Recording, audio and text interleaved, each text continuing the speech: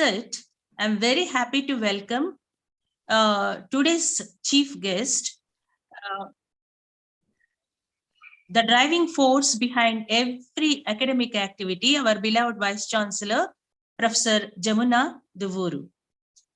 And I also welcome today's guest of honor, our young and soft-spoken registrar of our university, Professor D.M. Mamata. I welcome the president of today's program, a very accommodative and cooperative Dean, School of Social Sciences, Humanities and Management, Professor T. Bharati. A warm welcome to young and dynamic speaker, Y. Sri Krishna Hasa. We are very happy to have you, Hasa. Head of Commerce and Data Science, Thermo Fisher Scientific. It is my pleasant duty to welcome the donor of the endowment lecture and also alumni of the department, Dr. G. Vijay Lakshmi. And we are very happy to have our relatives and friends for this program. I wholeheartedly welcome you all to this endowment lecture. I welcome all my colleagues, teaching staff of our university and other universities, research scholars and students. Once again, welcoming you all, I hand over the session to Professor Bharati, Dean, requesting her to preside over the program. Have a pleasant learning time. Thank you. Thank you, Professor Sheila. Respected Vice Chancellor, Professor Jamuna Duvuru, Registrar, Professor Mamata, Professor Sheila Surupurani, Head of the Department, and the key speaker today, Yalamanchili Krishna Hasa, and there are many audience like Mr. SubbaRao Garu, Parvati Raghunathan, Indluri Gopal Rao, many more, and my dear scholars, students. We are here to listen to the topic on the power of self-reliance. Before self-reliance, I think the prerequisites are self-awareness and self-knowledge and self-trust. Without this, I think self-reliance may be incomplete. And everything, that's what I understand. Because if straight away we think that self-reliance is the best and we need not, I think it may lead to some negative direction. So everything is limited. When democracy was introduced, we thought that was the best form of government. But now we know what democracy is. That is how I look at it. But anyway, it is very nice that a very good topic is chosen for the first lecture, that is self-reliance, which is very necessary and essential, both for men and women, but especially for women. As many a time, we get the chance to take decisions, we get the chance to do more, but lack of some sort of confidence we may lack. That is why I think this is one of the very interesting topic, a very relevant topic that was chosen for this endowment lecture. And actually in our department, we have two endowment lectures. One is Professor Veena Nobaldas endowment lecture. Generally, it is in the month of December, and followed by, I think, in the January. From now onwards, we have another endowment lecture. And this sort of lectures will help the students and the scholars and, of course, faculty also to get out of our syllabus, which we are pressurized with every day. We can come out and think and listen to something very interesting. And one more is that we have completed 4 Professor Veena Nobaldas endowment lectures, but this is the first lecture where the Vice Chancellor and the Registrar have joined. The department and the school is very happy to have you with us, Madam, today. With these few words, now I request Professor Haripadmarani to give the details of this Gottipati Sindhu Vimala SubbaRao Endowment Lecture. Professor Haripadmarani. Thank you, ma'am. Distinguished dignitaries on the virtual days and learned members of the audience, I am extremely delighted to be able to say a few words about how this endowment lecture has come about and who has donated us this endowment and the people after whom the endowment is named. Since I happen to know all of them personally, it's indeed a pleasure to be able to say a few words about each of them. Dr. G. Vijayalakshmi, the donor of this endowment, pursued her PhD in the department between the years 2003 and 2009. And she happens to have attended the third Professor Veena Nobuldas Endowment Lecture virtually in the year 2020. That's about 13 months ago.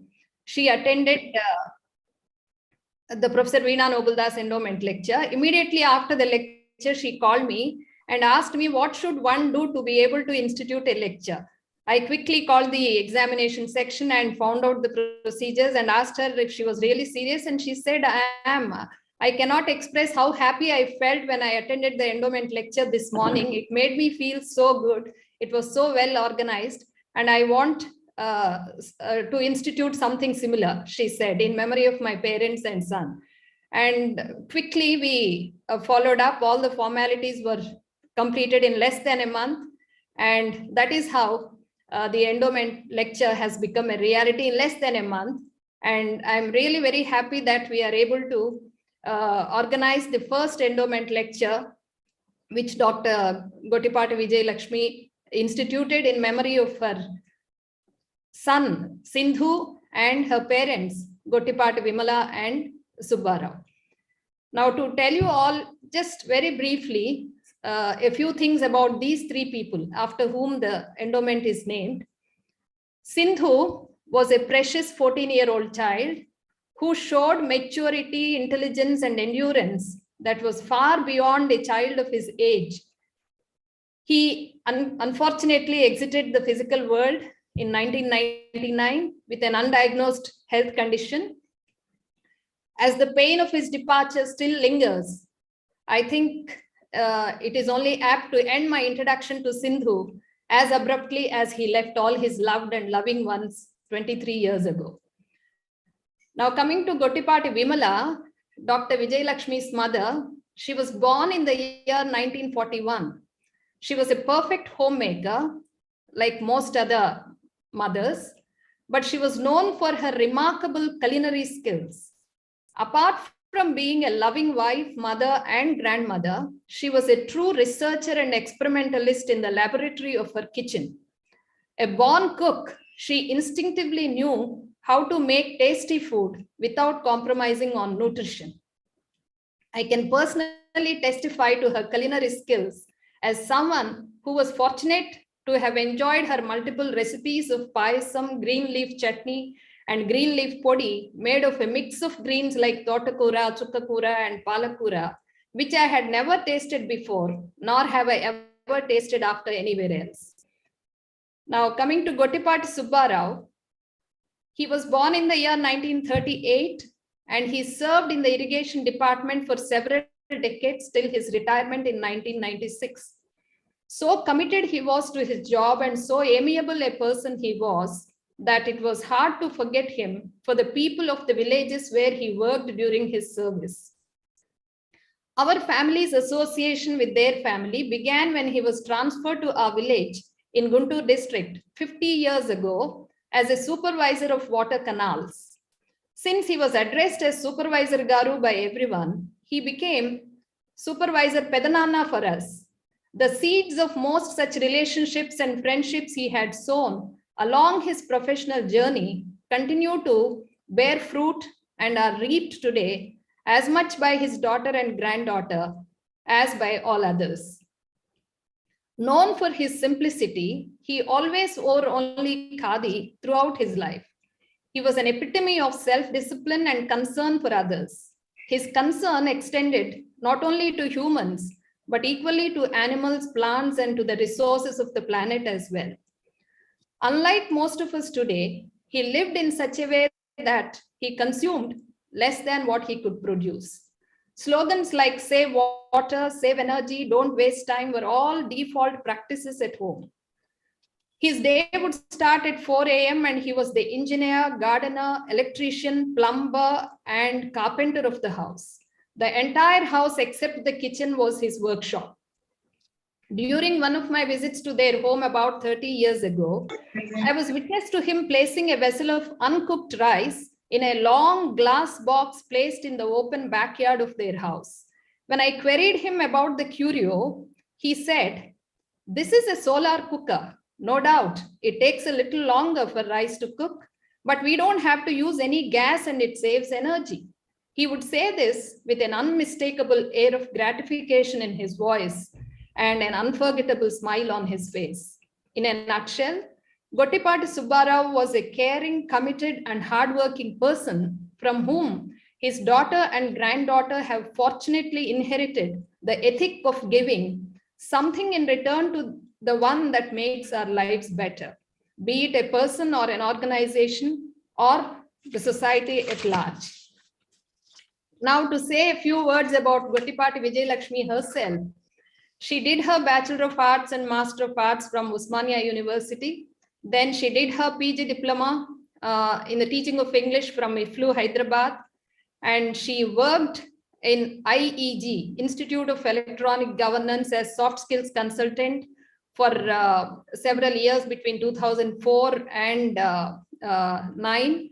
And as part of that job, she visited as many as about 67 JKCs, Jawahar Knowledge Centers, in different engineering colleges of the combined Andhra Pradesh state. And she mentored about 500 teachers in all these colleges, who in turn prepared their students for campus recruitment. And she played a very crucial role in the first initiative ever taken for placing girl students, which was called Female Student Campus Placement Mission. And she was instrumental in seeing that 5,000 girl students got placed in the very first attempt at campus recruitment. She served as reader in English at KL University, at PB Siddhartha College, Vijayawada, and then she also got a postdoctoral UGC research project on which she worked between 2014 and 2019. And she underwent training, and she was a certified soft skills consultant in Campus Connect team from the Infosys. She was a certified trainer by the Global Trainer, which was offered by the US State Department. And she participated in several workshops, seminars, and symposia. She published 2 books and 14 scholarly papers. While all these give a glimpse of the professional life Dr. G. Vijayalakshmi has led, I would like to say just one point about the kind of person she is.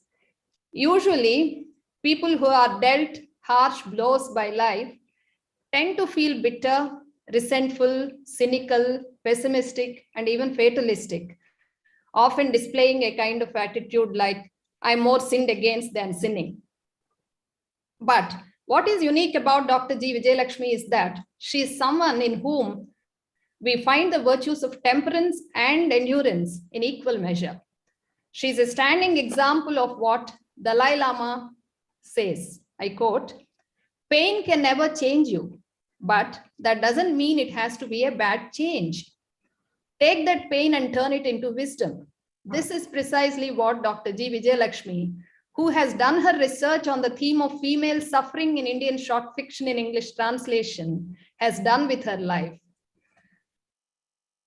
Several of her physically able and stronger friends turned to her for emotional succor, which speaks volumes for the inner strength she has cultivated on account of the diverse experiences life has thrown her way.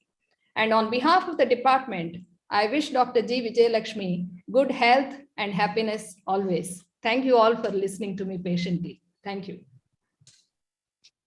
Thank you, Haripadmarani, for your interesting, personalized personal experiences and making us feel that we are close to Mr. Sindhu or Supervisor SubbaRao Garu or closer to Dr. Vijayalakshmi, the way you described. And I'm sorry if I'm right.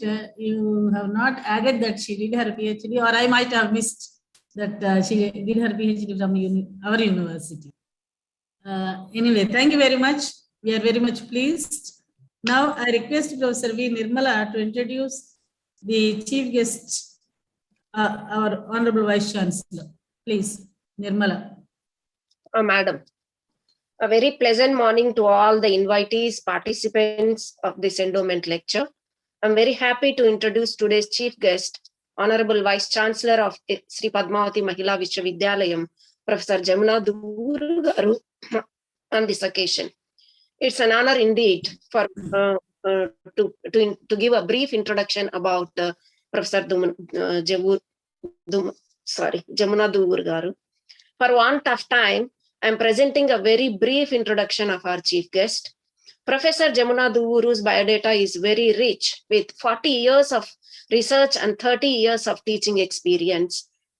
Formerly a professor of psychology, ICSSR fellow at Center for Research on Aging, Department of Psychology. She completed 4 international and 17 national projects on psychology of aging. She edited 15 books and published more than 20 research articles in international journals and 128 scholarly and scientific articles in the national journals in the areas of gender aging, QOL, successful aging, elder care, cognitive aging, counseling of special concern groups, and other areas of applied psychology. 28 scholars got awarded with MPhil and PhD degrees under the able guidance of Professor Duvuru Jamuna. She organized 6 international conferences and 17 national seminars and served many international and national professional associations in various capacities. She is the counseling consultant of AP Police Family Counseling Service and AP Legal Family Counseling Services. She served as a coordinator for DRS 1 and 2 funded by UGC on health and aging during 2011 and 17. She served as a president of Association of Gerontology India from 2006 to 2008, president of Academy of Psychologists from 2015 to 2017, and vice president of Association of Health Psychologists, Hyderabad during 2016 and 18. There are many honors and awards to her credit. I'd like to cite the following, of course, very few. Recipient of Tilak Award from Association of Gerontology India for Best Paper on Aging in 1984. Sanders Foundations for Gerontological Research Awards with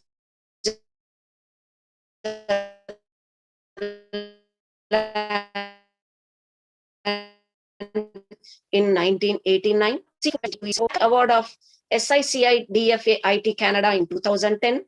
Commonwealth Award UK 2010 and 11. State Best Teacher Award Government of AP in September 2011. Meritorious Teacher Award for Research Contribution.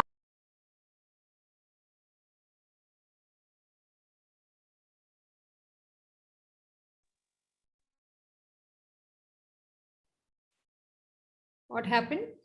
Nirmala, please unmute yourself.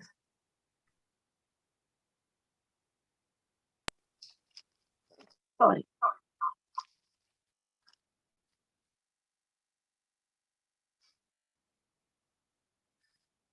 Actually,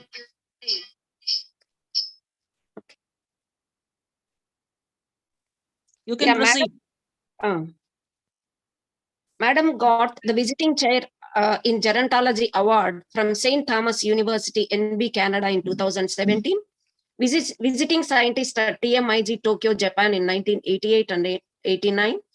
UNFPA Award of International Institute on Aging, Malta in 1992. Honorary Professor and Commonwealth Fellow at Stanford University, Manchester in 2010 and 11.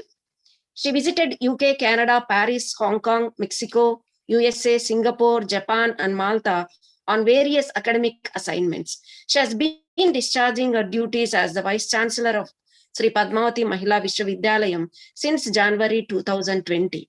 Thank you, Madam, for accepting our invitation and for your gracious presence. Over to you, Madam. Thank you, Professor Nirmala. Madam Vice Chancellor, we are all glad to see you back in the office. Very happy to see you all. Madam, now I request you to address the audience.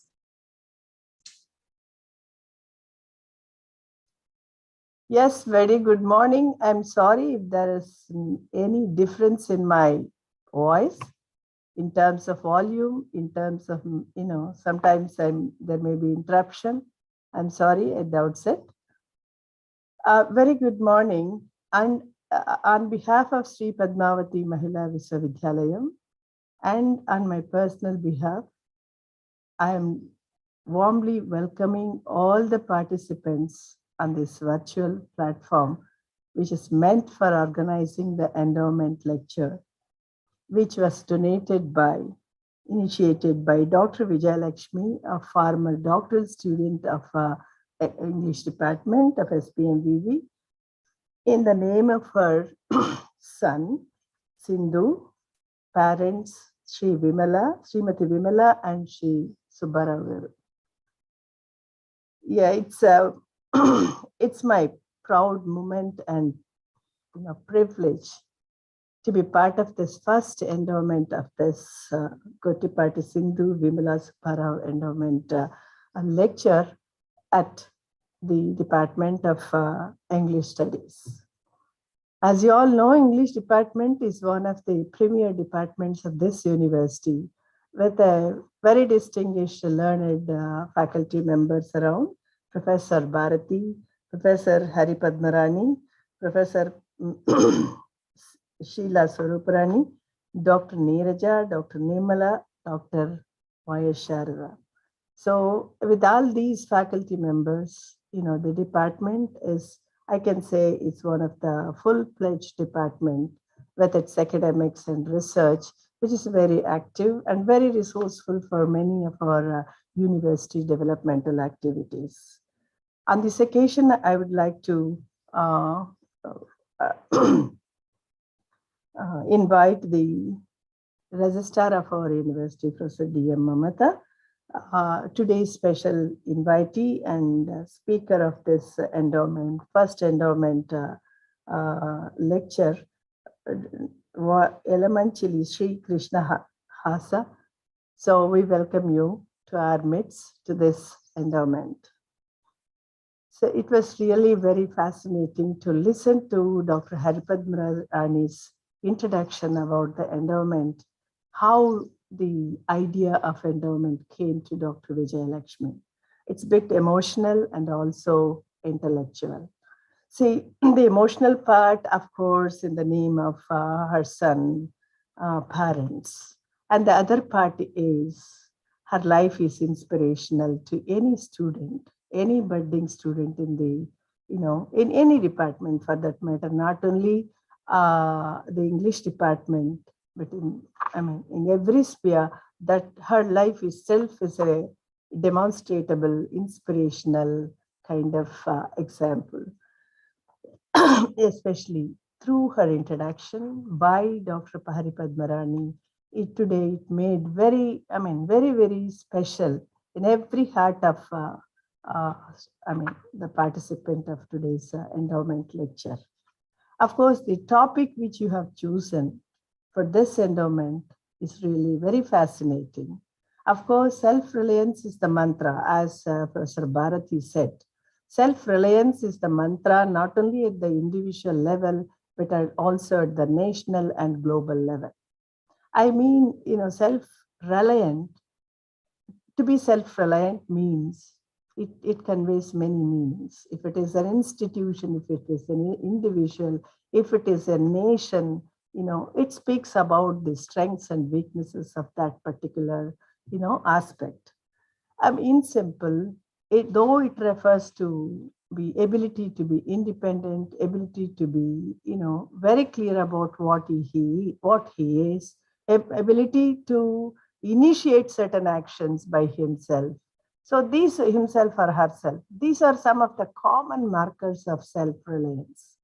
But in terms of technology, as you know, every, specialist in their own angle, they will derive what the meaning of self-reliant is. As a psychologist, it speaks volumes of information about self-reliance, if I say, especially whatever we do in psychology for the empowerment of person, it is towards the self-reliance, to make the person to be independent, to understand what his abilities, what his weaknesses are, to, I think, to make his liabilities into assets. So these are, the emphatic, the focus which we will have in our own psychology, that is personality development. I'm happy that, the English department has selected this particular theme for this today's endowment. And really, this is a wonderful idea. I don't know whether it is the donor's idea or, or the idea shared by every faculty member in the department, but it's an excellent idea. It's the need of the hour. And especially selecting elementary Sri Krishna Hasa from Commerce and Data Science itself, basically she is, she's a technology person, I believe, which is touching economics, data, and so on and so forth. But it gives a multi-angle kind of focus in understanding the self-reliance. And on this juncture, I just want to thank the donor, Dr. Vijay Lakshmi, for her, thought to initiate, to link her father, her mother, and son through this endowment, to make them almost, Telugulo Cheppali nanante, చిరస్మరణీయంగా ప్రతి ఒక్కరి హృదయంలో జీవితాంతం మర్చిపోవాలన్నా మర్చిపోలేని విధంగా ప్రతి ఒక్కరి గుండెలో ఉండే విధంగా ఈ ఎండోమెంట్ ను తన మనసులోకి తీసుకుని ఇలా ఇవ్వడం అందరికీ రాదు. So my special thanks and appreciation to Dr. Vijayalakshmi on this occasion. I'm sure every one of you are waiting for the special lecture of elementary Sri Krishna Hasa. I don't want to stand between you and her, and I wish you all the best to the organizers for their excellent, idea for hosting this as the first endowment with a, befitting focal theme. And I'm sure all the participants will have a clear take-home message from this endowment. I wish you all the best once again. Thank you. Thank you, Madam. Thank you so much for your good words of the department and also appreciation for this endowment. I hope many more from the audience may get some sort of inspiration to do better things in life. Before I invite Professor Nirmala to introduce the register, I extend a warm welcome to Peddi Samashivarao Garu, Endluri Gopal Rao Garu, and with the phone name Srinivasa, there are very senior citizens are attending this. Sir, meeku ma university tarapuna namaskaram. Now I request Dr. Nirmala, Professor Nirmala to introduce our register. Thank you, Madam.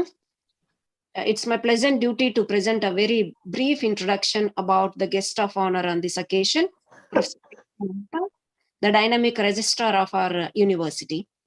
Professor D.M. Mamata is a renowned scholar with a lot of research expertise in biotechnology, molecular biology, gene cloning, and expression applied to sericulture and its allied research areas. Her postdoctoral achievements include Fulbright Fellowship to the Department of Entomology, University of California, USA 2013 and 14, DBT Overseas Young Scientist Fellowship at Department of Entomology, University of California, USA 2007 and 8. She successfully completed research projects and has been instrumental in getting major grants from DBT, UGC, DBT Indo-US and Indo-Egypt. There are many honors and awards to her credit as faculty. I'd like to highlight the following. DBT and UGC International Travel Award, Egypt in October 2011. National Academic Summer Fellowship Award from Indian Institute of Science, Bangalore, twice in 2010 and 2009. Lifetime Award as Fellow of International Society of Ecological Communications in 2008. DBT Young Scientist Fellowship Award, Overseas Young Scientist Fellowship by the Government of India during 2006 and 7. And WHO UNICEF Achievement Award, Bangkok, Thailand in October 2006. Professor D.M. Mamata has been extending her services as a registrar to Sri Padmavati Mahila Vishwavidyalayam for more than 5 years. Thank you, Madam, for your gracious presence. Over to you. Thank you, Professor Nirmala. Now I invite Professor D.M. Mamata to address. Professor Mamata. Thank you, Professor Nirmala and Professor Bharati. But still, I feel so small before all the senior members sitting here or participating in the virtual mode. I'm so happy. I'm thankful for the Department of English for bringing me to this platform. And, after listening to Professor Hari Padmarani, yes, I thought it is really worth a session. Yeah. Honorable Vice Chancellor, Professor Jamuna Duburiwan, and the distinguished faculty from the Department of English and the Dean Social Sciences, Professor Bharati, and the other faculty from the Department of English, Professor Hari Padmarani, Professor Sheila, Professor Sharada, Professor Neeraja, and Dr. Nirmala, and all the invitees. A very warm morning to all the participants. Sindhu, Vimala, SubbaRao Endowment Lecture. It's a great occasion to talk about. I should congratulate the organizer and the donor first for selecting such a theme, which is so relevant in the current day-to-day life, but not talked about much. After listening to Professor Hari Padmarani, it can be justified why this theme is selected and to be talked about, because we could find the values they cultivated must be shared to all. This very theme is highly essential in order to maintain quality in life. It adds quality to the life. Self-reliance is the ability to depend on yourself, to get things done, and to meet your own needs. The capacity to rely on one's own capabilities and to manage one's own efforts at the state of being in independence, but not to be a dependent. Self-reliance tells us that the process of creating its own reward. We can only feel relieved and happy when we pour our hearts into our works and do our best. Anything less will give us no peace, leading to dissatisfaction. If we gaze upon how we can develop that, accepting yourself and being your own best friend, inner confidence, making our own decisions, recognize and manage dependence, accept yourself for who you are, having your own values, not relying on things to feel happiness, decide who you want to be and how you want to get there. And if you see the benefits that can be reaped out of this self-reliance in large context of the society, yes, it leads to the encouragement of wealth creation and resource creation, and which can make the society work towards a collective development. It helps the country to be economically self-sufficient, reduction in level of unemployment, increment in the standard of living of a nation, and it helps reduce social vices in the nation.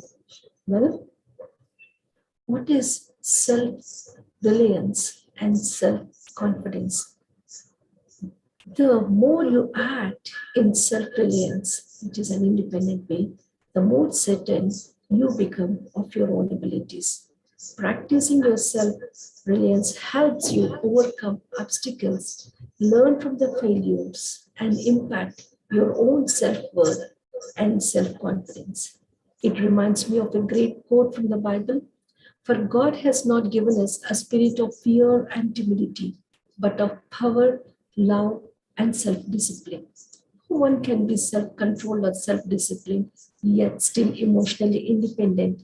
Yes, by practicing mindfulness, which is the act of paying attention to the present moment, identify your why and having introspection as a daily practice, revive your thinking process, practicing self-compassion, self-validation, and the practice of a great virtue called forgiveness. All these things will let you unleash your power within you to be self-reliant. And how can we become a power to the self-reliance?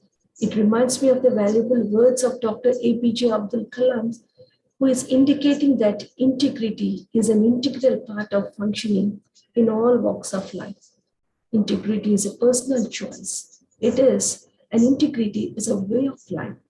Highlighting the importance of integrity in self-reliance for every individual, we need to be courageous to sacrifice few things to build the power of self-reliance.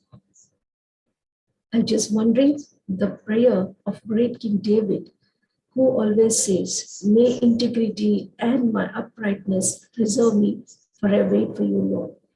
He's a great king who ruled for 40 years and fought 66 battles and lost none. He prays that my integrity and uprightness, which can preserve you. And famous quote by the King Solomon says, whoever walks in integrity walks securely. The righteous who walks in integrity, blessed are his children after him, speaks on how important it is for the upkeeping of the integrity and self-reliance, which is an act of legacy, what we have just now observed after listening to the SubbaRao's, Supervisor SubbaRao's family.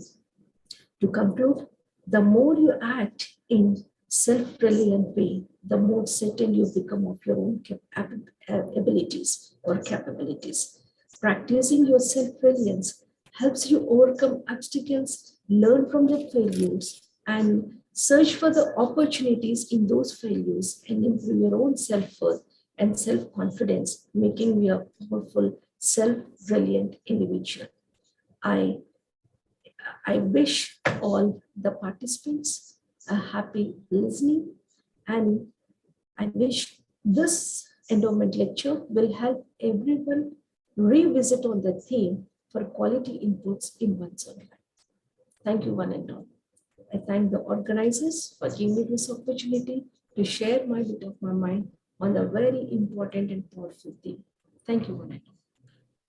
Thank you, Professor Mamata, the registrar, for your relevant and appropriate words and by quoting from various scholars and all. Thank you so much for sparing your time today, this morning. Thank you, ma'am. Now I request or I invite Dr. G. Vijayalakshmi, the donor.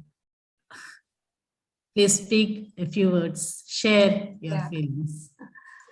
At the outset, I would like to thank our Honorable Vice Chancellor Jamna Madam, our dear Registrar Mamta Madam, Dean and the Faculty of English Department for accepting my request to institute the endowment lecture in the name of my parents and son.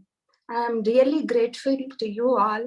And while our Vice Chancellor Madam and Registrar Madam were speaking, it is like as if I'm speaking to very close friends. Like, thank you so much, ma'am.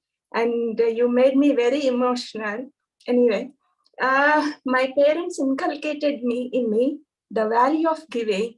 So here I am to give back to the university that gave me the highest degree, a PhD in English. I believe that dissemination of knowledge is only possible through sharing the ideas by well-learned and experienced speakers.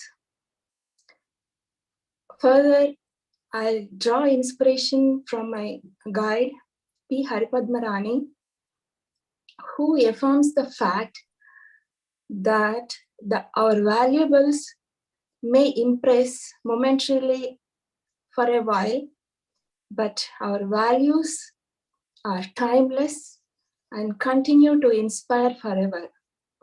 Thank you, ma'am.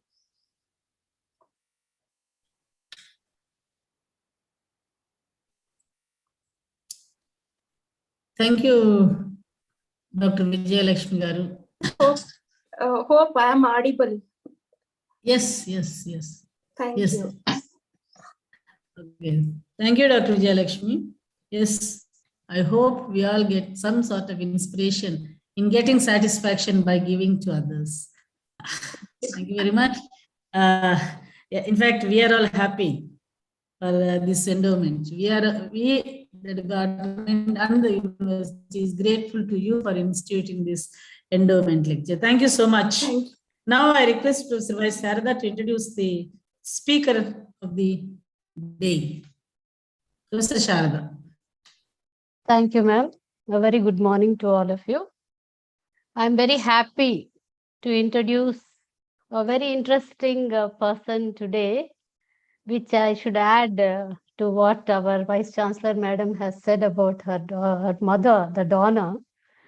Hasa is no less inspiring, I should say, because I was really fascinated by the rich biodata that she has, and really happy to introduce you all to her, introduce her profile to all of you. Sri Krishna Hasa Yelamanchili graduated from BITS Pilani and pursued her MBA from Indian School of Business, Hyderabad. While pursuing her BE honors in BITS, she received the prestigious BITS AA Global 30 Under 30 Award for Outstanding Leadership and Impact. She was also the recipient of the Mantra Award for Leadership, awarded by Mantra Capital LLC and Center for Entrepreneurial Leadership. While pursuing MBA, she also received Novartis Merit Scholarship, which is awarded to 2 students out of 770, which is really remarkable. Very good to learn that, Ms. Hasa. After her education, she served various organizations in different capacities, such as digital strategist, head of project Adobe India, Bangalore, associate vice president, SG Analytics, Pune and New York, and has worked across several financial services, media and entertainment, auto and life sciences sector over the past 12 years. It is also very interesting and inspiring to note that she was the co-founder of Nirman organization that started with just 10 students while she was in BITS and has reached up to 500 members. This organization is involved in doing literacy and welfare work across multiple cities in India. She is instrumental in getting funding and support over the last 12 years to hundreds of children. It is really an inspiring thing which the young generation have to learn from you, Ms. Hasa. Currently, she is trying to change a very traditional sector to becoming digital first and leading the transformation at Thermo Fisher Scientific, a Fortune 100 company, Bangalore.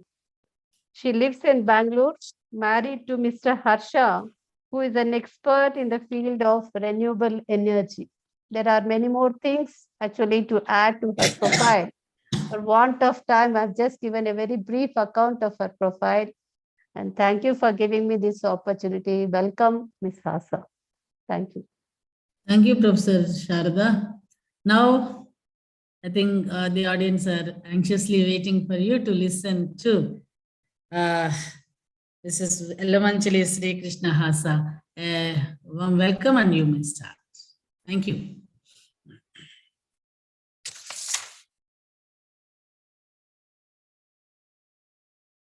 Please unmute.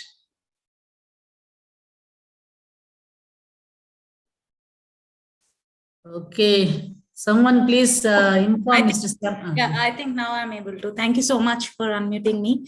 Um, while I'm very privileged to be part of this meeting and to actually live my life vicariously through the eyes of my brother, my grandparents, and actually instill their values inside me and, be where I am today. It's also very intimidating to actually, be in front of the deans and the registrars of universities. It just takes me back to my university days, where I was a notorious kid. / mischievous kid, where I was getting constant, in terms of like backing up from my professor saying what I'm capable of and where I am actually kind of like not focusing on. So every time someone says registrar madam or dean madam, it actually just takes me back to those days. Thank you so much, Dr. Haripadma, for putting all my life in a nutshell in the 10 minutes of introduction that you have given about my grandparents and my brother and my mother.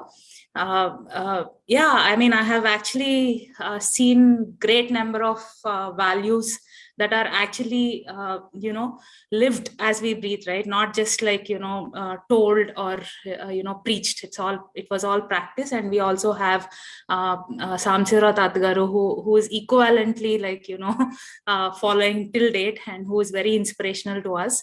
So I really believe that all these people are up there looking down on us and making sure that we are taking the right path, taking the right decisions, and believing in us, right? So I think that's where my confidence comes from. So when Dr. Haripadma asked me, actually my mom didn't even tell me that she is actually donating or she's creating an endowment fund, etc. I felt like that's our mini Harvard moment, right? Like how Adanis and Ambanis give away money to Harvard and get their kids to study in their universities. This is a little bit like that, but like not to that extent, but to whatever we are capable of at the stage that we are in our lives.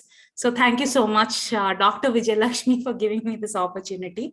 I made a small slide presentation so that, it can be a little interactive and I can follow through one storyline.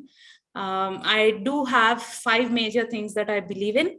So with each one of them, I would like to spend like 2 to 3 minutes and give you a snippet from my life in terms of what made me believe in a particular value.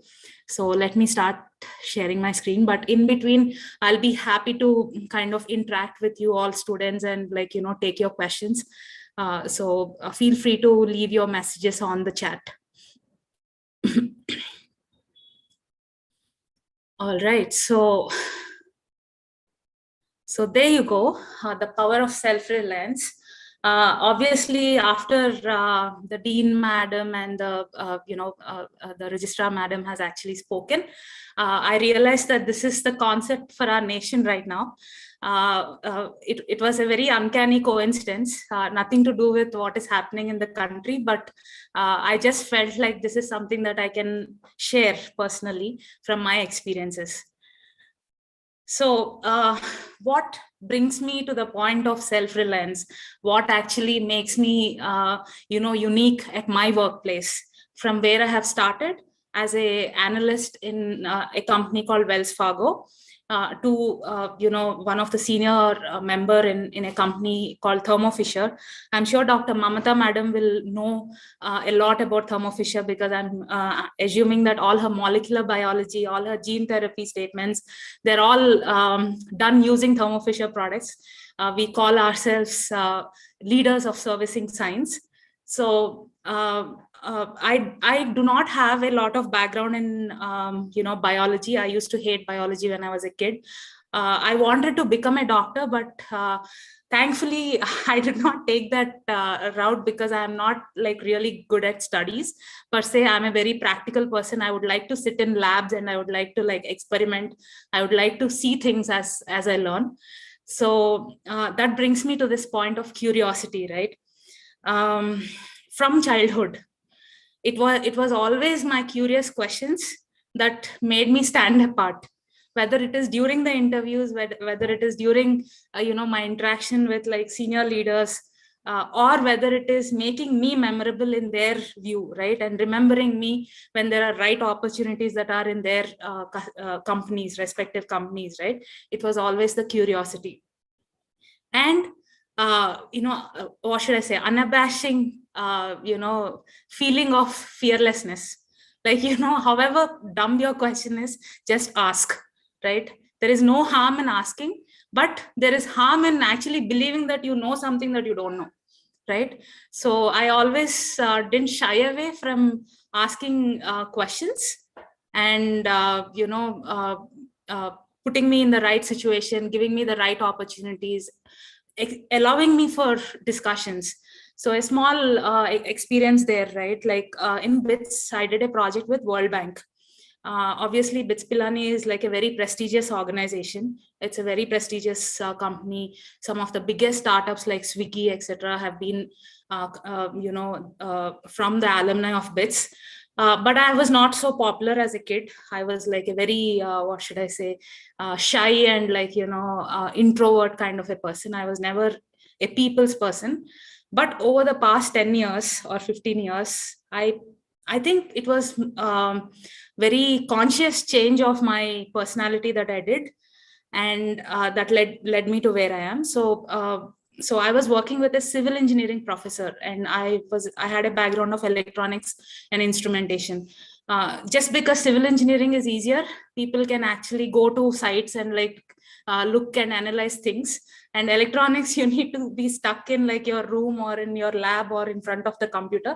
So I would always go to the civil engineering professor and talk to them, right? So they actually, try to interact with me. They were trying to understand how I will in fact fit into their department, right? Like it has nothing to do with civil engineering at that point. So every day I would go sit in front of that department until someone notices me and like, calls me into the room. So after 1 month or 2 months of like loitering around the department, someone took notice of me, and they're like, you seem to be a very sincere student. What are you looking for? Why are you here? I said, I'm looking for a project, sir. So can you please accommodate me in any of your projects? So I started with something called as a water quality meter, right? It's like a thermometer that you place in water, and then it will detect the quality of water. It will actually show the turbidity, it will actually show the pH scale and all of those things. So I was actually trying to build that. Then at some point, 6 months down the lane of the project, the World Bank came and like funded it, and we got like about $30,000 just to make that pen. We did use that pen because we were in Rajasthan. Rajasthan had highest fluoride content, and kids were having physical impairments drinking that groundwater. So we were able to come up with a solution and actually distribute these pens that we have innovated across the various villages that we were surrounded by, right? Like it's a small campus, and around that are like really poor to like lower class kind of a segment, where the schools like from 1st to 10th standard were all in one room. So everyone would study in one room, right? So that's where again this entire Nirman organization came into picture. That's where we saw the opportunity that where we can actually make a difference to kids studying there. So all these different like ways and paths and doors that opened up is just because of this curiosity at the center of everything, right? Now with curiosity, what comes? So so when you ask questions, you get answers. You are a little bit more educated than what you were before asking that question, and you are a little bit more confident, right? So I just put a small quote that Mark Twain had, right?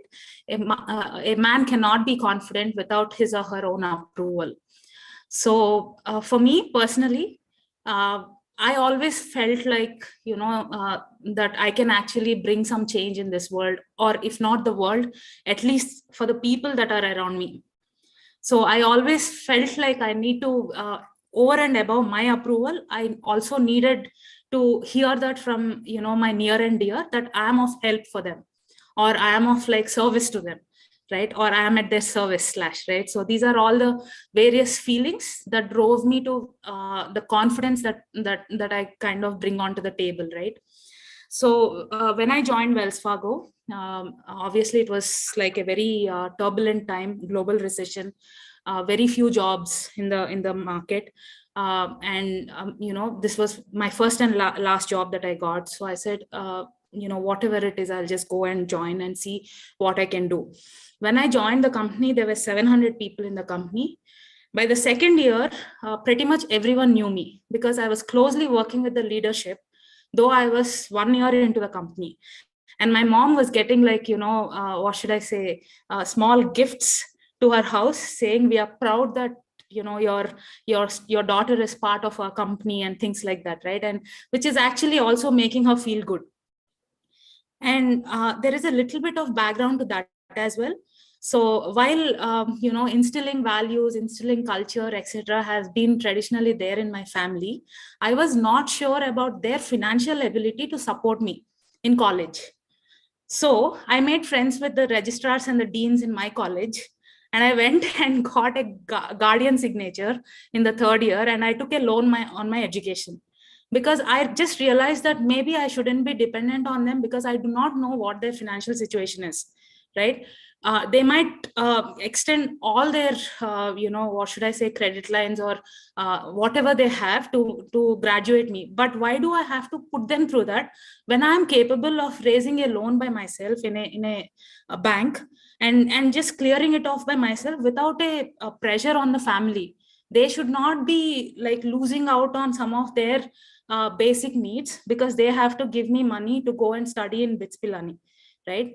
So that's where a little bit of confidence has struck my brain. And since then, I feel like I dominate, intimidate, and like, it gives me a different level of like, what should I say, confidence that I'm self-made more than anything else. So as students, right, so I understand that many of you guys, like, as kids, you would also be in a very similar situation of, nominal background, where you would have all basic needs, but you're not sure of what our parents are capable of, or what their financial stability is, etc. So when you're in doubt, just think the other way. Just think that you can support yourself. You can actually like stand up for yourself. There are more credit lines than ever that are open for students right now, because this market believes in this generation, right? This market is more welcoming than any other time of my life, in terms of welcoming the fresh energy, fresh blood into companies and giving them opportunities. So that's where my confidence kind of comes from. So I just tweaked it, saying that, I cannot be confident without my own approval, / I cannot be confident without the approval of people around me, who I have grown to realize who are important in my life, who are my support pillars. Right. So both of these things are really important for me. So I hope you can take a snippet of that and see what makes you confident. What is that one thing, one decision that you'll take in your life that you'll remember forever, that you are self-made, right? Coming to a combination of curiosity and confidence. What is self-awareness? In very plain language, right? It's about how I am feeling, what I am doing, how I am thinking, and how I am reacting to a situation. Sometimes it doesn't really work when we are in a closed room situation with our closed ones. We might just snap at them. We might just like attack them. We might just like, show our frustrations to them. But for most part of the life, self-awareness has to be the most important pillar of your conversations and your dealings with everyone. Right? Think from their shoes. Think about what puts them in their situation as to why they are demanding so and so, and then react. Then try to empathize and like react to that, versus just reacting without without thinking the consequences of it. Right? So that this is very important. Passing judgment is easy, right? Like, when someone says something, passing judgment and coming to a conclusion that a person is like so and so is very easy. It's like very unintellectual also. Everyone can do that. But actually understanding their situation and like showing that empathy and showing that self-awareness as to how you will react if you are in their situation, and then taking it up on that particular discussion will actually give you so much edge in life. So much edge in life, I can't even tell you. In negotiations especially, you will be like so successful. Like you will be negotiating with a feeling that the other person who is negotiating with you, he or she will feel like he's also succeeding talking to you. That's very important. Like you need to be able to instill the fact that he is having a good time speaking with you, or he is actually at a benefit talking to you.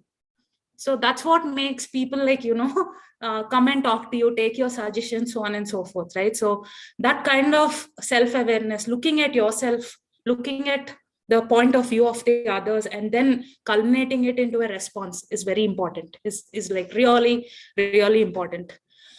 Then with all this, right now, by now, I'm sure you must be all thinking that I'm sounding very adamant, and very preacher types. But the one thing that is constant is change, right? We all agree to that. And Charles Darwin always said that in evolution, the most people who the species that survive is the ones that are most adaptable, the ones that are new always. So while my background was electronics and instrumentation, I quickly jumped into data sciences. I quickly jumped into commerce, product management, leadership, strategizing, so on and so forth. I was able to grab the opportunity at the moment where I saw that word and make sure that I'm valuable to the company. Whether I stay in the company for 2 years or 3 years, it's a different situation. But those 2-3 years are the most valuable for the company for what they are actually bringing me in for, right? In the current situation that I'm in the current role that I'm in life sciences, I frankly do not have any expertise whatsoever. I'm a tech person. I'm a very technology, tech savvy person. Not that I use hundreds of gadgets on a day-to-day basis and play PUBG. I don't do that. But I believe in learning, I constantly upskill myself to see what are the latest marketing technologies that are coming in, what are the latest analytics technologies that are coming into the market, right? While I do that, I realized that in life sciences specifically, because of COVID, there has been a transformational change. Our company, for example, has grew from $300 million in revenue in India to $500 million in just 2 years, right? It's almost 70%, 170% growth. So keeping that in mind, everyone kind of tried to counsel me to not join this company because I'm not a life sciences guy. I'm a technology person. Why should I not be going to a Microsoft from an Adobe instead of to a Thermo Fisher Scientific that no one knows what this company is about, right? But within 1.5 months of joining, I'm able to show my niche. While I work with the PhDs from IISCs and IITs in biotechnology and life sciences, I bring my own niche into this entire system, and I am able to adapt myself to understand what their need is from a technology standpoint. Now, this is one way of adaptation, right? This is to be unreasonable, right? Like so this can be very counterintuitive. The statement that you have here, the reasonable man adapts himself to the world. I think I'm a reasonable person. The unreasonable one persists to adapt the world to himself. Therefore, all progress depends upon the unreasonable man. So you can belong to either of these two categories. There is no judgment there. But wherever you belong, know what you're capable of and know what your end game is. Where you're going to land up with the decisions that you're taking now. Being unreasonable is okay, but it shouldn't be hurting your near and dear. It shouldn't be throwing them off guard with the decisions that you're making, because in our society, right, our parents, our family, our siblings, everyone is reliant on us. Everyone is looking for support from us versus in a different country. So while we have those values intact, right, how do you be unreasonable in your own space and drive that change and drive that positivity and become that force of progress while you're not hurting the ecosystem, right? So communication is the most important thing, so that people understand you, where you're coming from, what your point of view is. So keep communicating, be open-minded, try to understand others and things like that. So these are the basic skills that I feel are important for us to have a reasonably happy life, you know, to Dr. Mamata's point, right? Earlier, she was actually telling how we can actually be have a fulfilling life with some of the values that we instill. And these are my values that help me be like, you know, that help me wake up on a day-to-day basis and be motivated towards what I'm doing. The last one. So now that we have harped around like so much about self-reliance, self-awareness, empathy, all these things. Now let's talk about how we project all of this towards others. I'm not asking you to be extremely selfless, right? All these attributes are very selfish attributes in terms of being aware of oneself. But with that awareness and with that maturity, what you can give back is the most important thing, right? This is a very, though I don't believe in Winston Churchill as much, but I definitely like this quotation. We make a living by what we get, but we make a life by what we give. Sometimes there is also a theory that, you know, these small deeds of like, you know, charity or any kind of compassion that you show will elevate our, you know, sense of being, or will give us a purpose in life, right? However, let's not leave them at that small, you know, sense of gratification. Let's look at it at a very, what should I say, long-term impact situation. What are we doing today to change something, whether it is in terms of our, you know, culture or community or the society around us or environment around us? To Dr. Haripadmarani's point, right? My grandfather never wore khadi, anything other than khadi. He was, all his life, he was wearing only khadi. And this entire solar pressure cooker used to be such a, you know, delight for us in the morning, like moving it all around towards the direction of the sun. It used to be like a small, what should I say, a game for us in the morning, or like a small chore that, you know, our parents would give us to keep us happy, and also make us learn about the importance of the natural resources that we have around us. So thankfully, I also got into a family and married a person who believes in it, like totally, completely. And he calls himself as a social servant, you know, trying to impact the environment, etc. His name is Harshalingam, and he runs his own environmental consulting firm. So I am very happy that I do have this ecosystem around me, with the decisions that I've made in life, with the kind of doors that open, you know, good and bad. Like there is always like balance, right? There are days when we just go into one limbo. We don't know what the next step is, how our life is going to turn out. Everything that we have falls into question.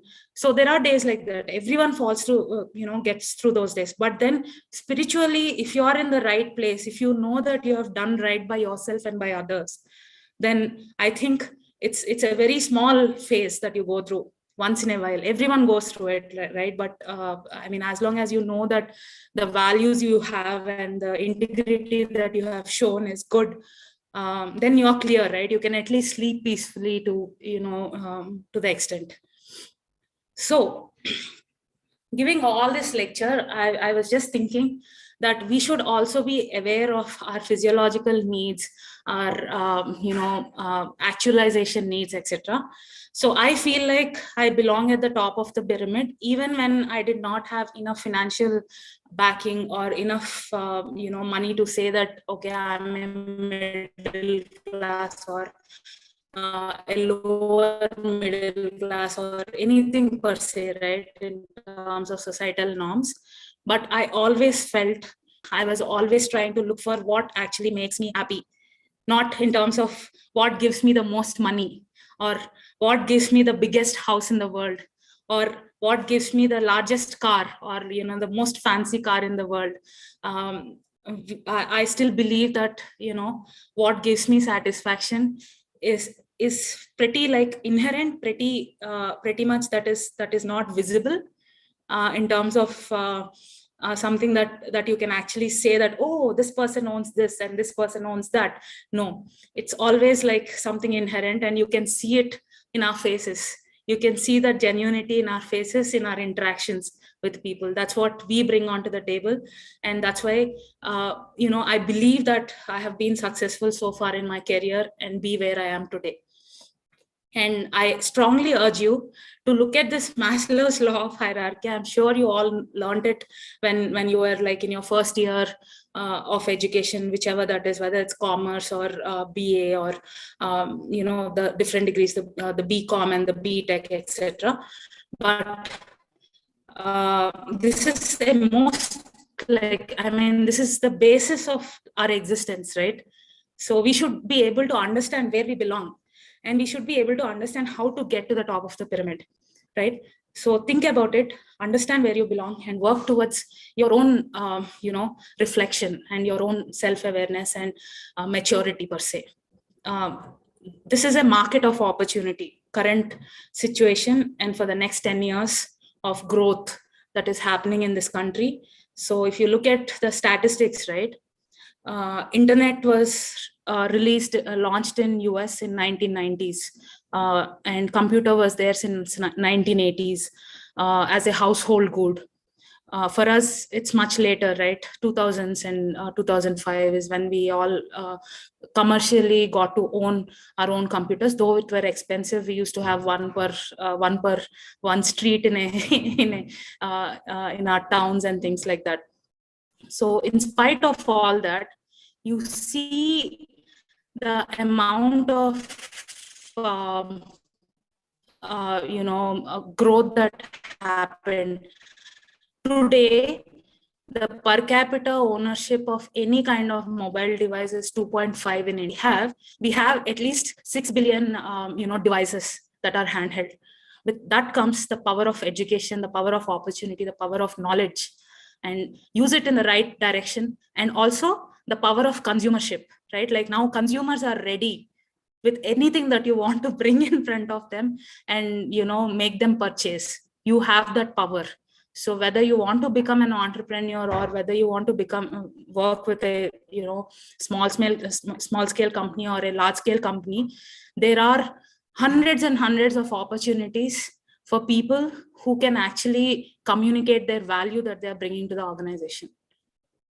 So work on that, work on your, presentations, work on your skill sets. No company expects you to come with all the, skills in the baggage. No company expects you to become like one of the best coder in the world. No one expects that. Everyone is ready to train as long as you're adaptable, as long as you're confident, as long as you're self-aware, as long as you have empathy towards others, right? And as long as they know that you are ready to give back as much as you're taking, right? So these are the things that will make you self-reliant in this world of opportunities. So that's all I have. I know it's like a long lecture, but happy to take any questions, and whether it's personal or professional, happy to answer them.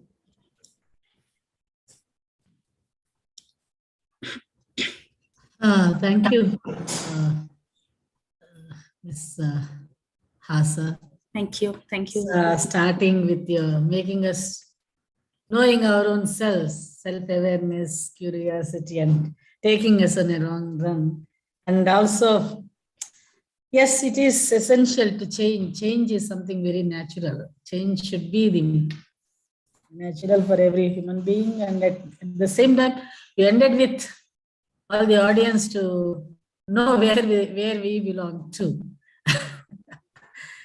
We need to identify ourselves.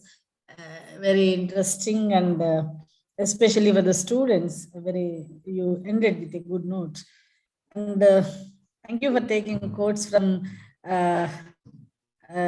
literary giants like Mark Twain and Bernard Shaw. We are all very happy to. I wanted to impress the literary giants here. So yeah, you have succeeded in that. Couldn't help. Especially Shaw. Good. Yes, we are all very happy. Now, I open it for the audience. If you would like to have an interaction with the speaker, please, either you can, whether you ask or you can put the question in the chat box so that she will talk to Yeah, you. to the first point of curiosity. Let's see how many of you are curious. It seems that Professor N. Usha, she raised her hand. Yeah. Maybe she might have some question. She can be unmuted perhaps. Yeah. Who can unmute her? Okay, ask to unmute. Okay, I have done that. Yeah, I think she can. Professor Usha, can you unmute yourself now?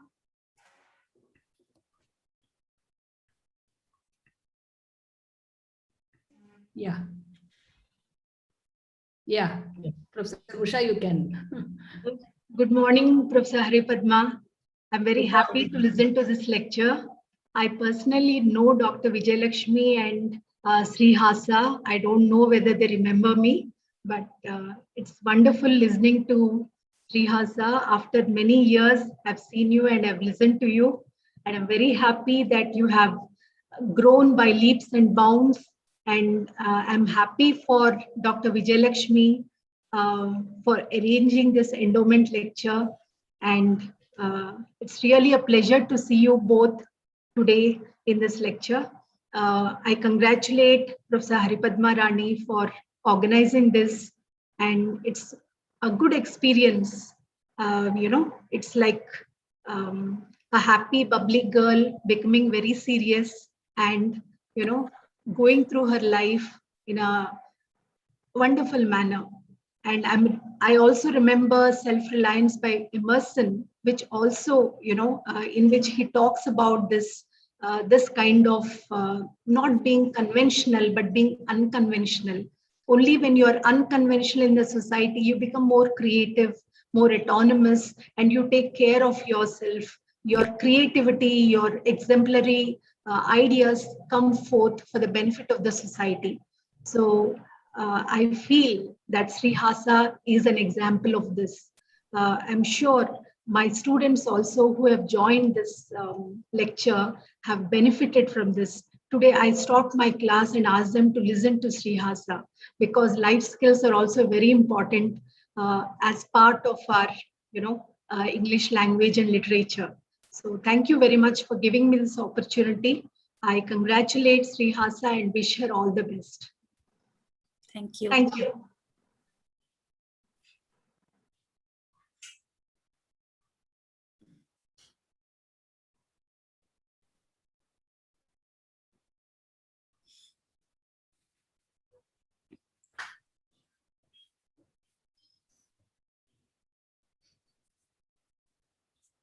I just wanted to say something, right? Like for the benefit of the students, we all go through sad phases in our lives. We all have our own turbulence, whether it is coming from our,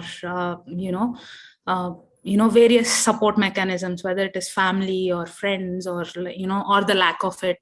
There are so many ways in which, we can have effects that are psychological. But one thing that I can tell you from my experience is that you can always look back at the memories and learn from them, and always look at the future to see what you can change and make better of it, instead of going back into the background and looking at all the various difficulties that you have faced. Just bring the learnings out of it and be happy, live today. Just live today and look at one day at a time and see what you can do better tomorrow.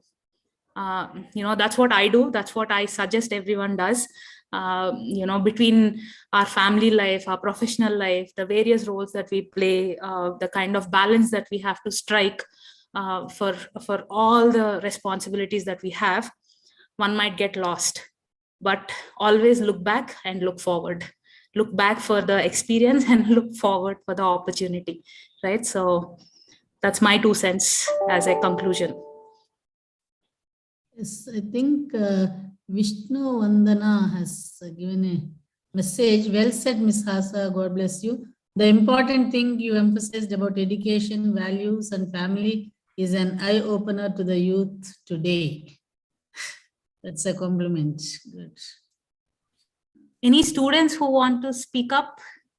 I see some nice names like Prasilika, Gayatri, so on and so forth. Gopi.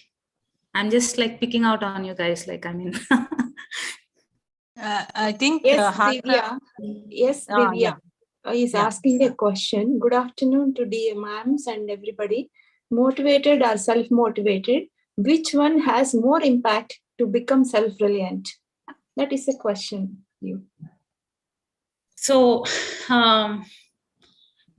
so I think motivation is a factor of what you want to achieve, right?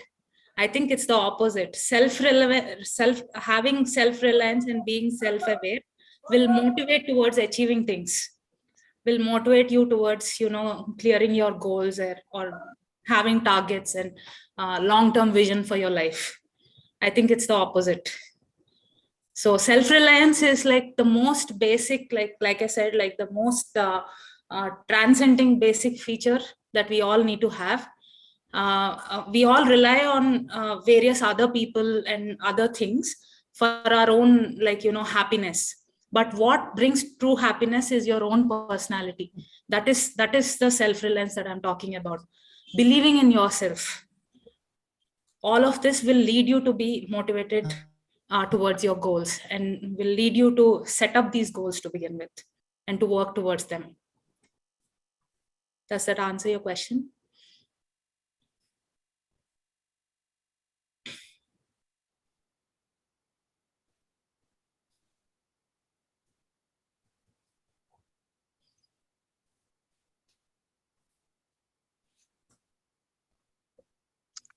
Students, you can post your questions in the chat Yes. box if you have any. Maybe Dr. Haripadma can ask me questions on behalf of the students for everyone's benefit, because she's generally this volunteer who like just raises her hand for everything. So yeah. Thank you for that compliment, Hasa. I'm not asking you this question on behalf of anybody, but this is my own question.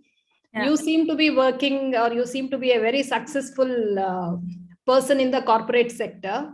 We, working in the field of literature, seem to find no place at all there or no relevance at all there. Have you ever personally felt that there should be some point where, we could also bring in humanities and arts like literature and other arts into the corporate sector, and where there can be some kind of common platform where both these can work together? I hope you get what I'm trying to say. Yes, I completely get what you're asking. And just yesterday, I answered this question to one of the few management trainees that I'm coaching, right? So she has an arts background, and then she tried to, pursue that in literature and things like that. So today, in the current state scenario that the world is in, I think literature, while it comes bearing with all its nuances and like the history and the complexity of thought process and things like that, today what is most relevant is the empathy part. I think who has most empathy is the people who actually pursue literature, pursue humanities as their majors and things like that. And if you look at any product manager in any company, I think who do really well are the people who come from humanities background. They are able to understand customer journeys better. They are able to predict what customers might require or what customers might pursue looking at a particular ad or looking at a particular product, or their ability to kind of dissect a consumer need and place them in a bucket. I think these humanities, psychology, literature, these folks have the best of it. Engineering folks come from a very, narrow knowledge bandwidth, right? Like if you look at it, they know how to develop that particular experience, but who can call what is a good experience? the humanities guys, the literature guys, and the the people who come from these varied art backgrounds, they are the ones who are able to understand, predict, and kind of assimilate and dissect the consumer need into buckets that a developer can actually develop. So I feel like there is so much need for these people in the market, and today it's not there. And I myself feel like I should just bring in such people into the mainstream corporates, because product management is like one of the biggest market, right, in India. If you look at it, any kind of tech firm, any consumer company has hundreds of product managers. So I feel like that's a place where there is an artful culmination happening, and it's for the future, and it's for all the current folks to kind of take advantage and push them towards that.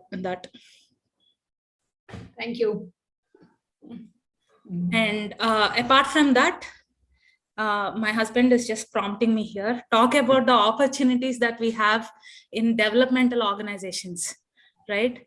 Any bank today you see that are actually working in the sectors, in environment sectors, in solar sectors, in any kind of project management that happens in these allied sectors, which are the most important sectors of future.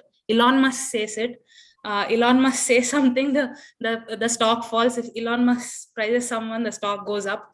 So you can see the dependency of the world on one person. So we need more people like that, basically, who has that arts and humanities background. So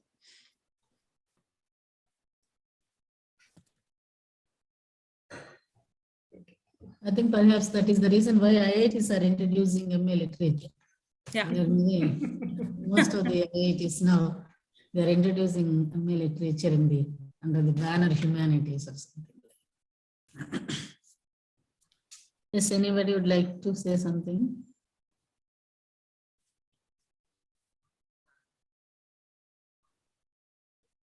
Yes. I can only imagine how intelligent a literature guy or a girl can sound in a group of tech people when they quote people from the past and sound very, very intellectual. We'll all just be spellbound and we'll be hearing out to what they say. So I think that's the opportunity that they have. Well said. Thank you. If nobody is going to say anything, shall we end up? Yeah, yes. Yeah. Now I invite Professor Neerija Madhu to propose a sentence. Professor Neerija. I think Neerija is absent. She's not feeling well. So I take the role of Neerija in proposing vote of thanks. It is my honor to propose vote of thanks on behalf of the Department of English. First of all, I would like to thank our Vice Chancellor, Professor Jamuna Duvuru, for consenting to be the chief guest of today's program, sparing her valuable time in spite of several constraints. Thank you very much, Madam, for your presence. I thank our registrar, Professor Mamata, for accepting our invitation to be the guest of honor. Thank you for your remarks, Madam. I thank our Dean, Professor T. Bharati, and for presiding over the function, and also for her moral support throughout. Thank you, Krishna Hasa, for your wonderful and inspiring lecture on self-reliance. So you are the epitome of self-reliance that we could see. I could see the difference in you, Hasa. Long back, I saw you as a teenager. Now I could see the difference. Keep it on. All the best. And I profusely thank Dr. Vijayalakshmi for donating fund for endowment lecture. A very nice gesture, Vijayalakshmi. Thank you for that. And I thank a special thanks to Professor Sita Kumari, Head Department of Law, Professor Kachaini, Head Department of Business Management, for their cooperation. I thank the friends and relatives of Dr. Vijayalakshmi, and also several dignitaries. I could not name them all. Still, your presence made a difference, sir and madams. Thank you very much for your presence here. And I thank each one of my colleagues for their wonderful cooperation and teamwork. Heartfelt thanks to Koti and Rukmini, the non-teaching staff of the department, for their cooperation. I thank all the students, research scholars gathered here for making the room to attend the lecture. I think you have benefited from this lecture. I think you will keep the same values in your life also to progress towards success. She has given a very different picture of success. I think you can follow that model. My thanks are due to Mr. Shyam for the technical support he has given to us. Thank you, one and all. Once again, thank you, Hassa. All the best. Thank you. Yeah. Thank you so much for the opportunity. Thank you, Hassa. Congratulations. Thank you. So Hope you will be available to us when we call you for a special lecture, Hassa. Sure. It will be my privilege. and also keep in mind that you have MA English students. You can as potential employees. Yeah. For the firms you work. Yeah. Yes. Yeah. Sure. All the best to you, Hassa. Nice to hear Thank you. a Thank lot you so about much. self-reliance. Yeah. Thank you. So Have a that's it. great day. Yeah, we don't feel like signing out, you see. I can leave my email ID if anyone wants to reach out to me Oh. personally. So there you go. I'm just putting it on the message. Both of you can visit the department. They wanted to actually. Yeah, for yeah, this, but yeah. We missed that opportunity. However, Dr. Vijay Lakshmi and Hassa, please visit the department at least for the next endowment lecture. Absolutely. Yes, madam. Sure, madam. Thank you very much. Thank you all. Thank you. Thank you, Vijay Lakshmi Okay. Garu, and thank you, Hassa, for being with us. Bye. Bye. Thank you Bye. all. Thank you. Bye. Thank you. Bye.